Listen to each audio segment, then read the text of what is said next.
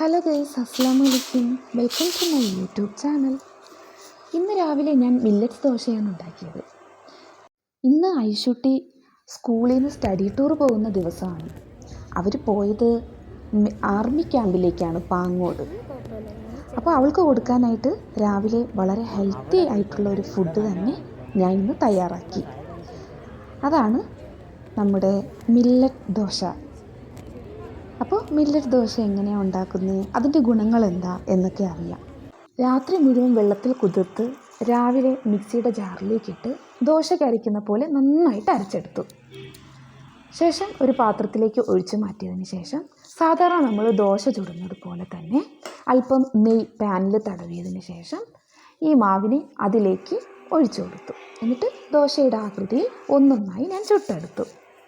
ഇനി മില്ലറ്റ്സിൻ്റെ ഗുണങ്ങളെപ്പറ്റി പറയാം. മില്ലറ്റ്സ് നമുക്കറിയാം ചെറുധാന്യങ്ങളാണ്. അതിലാണ് ഒരുപാട് ഈ ബജ്റ, ജോവർ, പിന്നെന്താ റാഗി, അങ്ങനെ കുറേ ചെറുധാന്യങ്ങൾ അടങ്ങിയതാണ് ഈ മില്ലറ്റ്സ്. ഞാനിപ്പോൾ ഇതിൽ കുറച്ച് ഉഴുന്നും പിന്നെ എൻ്റെ വകയായിട്ട് കുറച്ച് പയറും കൂടി ഞാൻ ചേർത്താണ് അരച്ചത്. എന്നിട്ട് ഓരോന്നായിട്ട് ഇങ്ങനെ ചുട്ടെടുത്തു ദോശ പോലെ. മില്ലറ്റ്സിൽ ഒരുപാട് ഫൈബർ കണ്ടൻസ് അടങ്ങിയിട്ടുണ്ട്.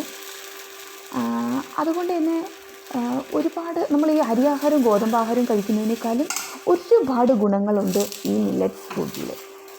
അപ്പോൾ ഇത് എന്നും നമ്മൾ കഴിക്കുന്നത് നമ്മൾ ഹെൽത്തിയാക്കും കൂടുതൽ.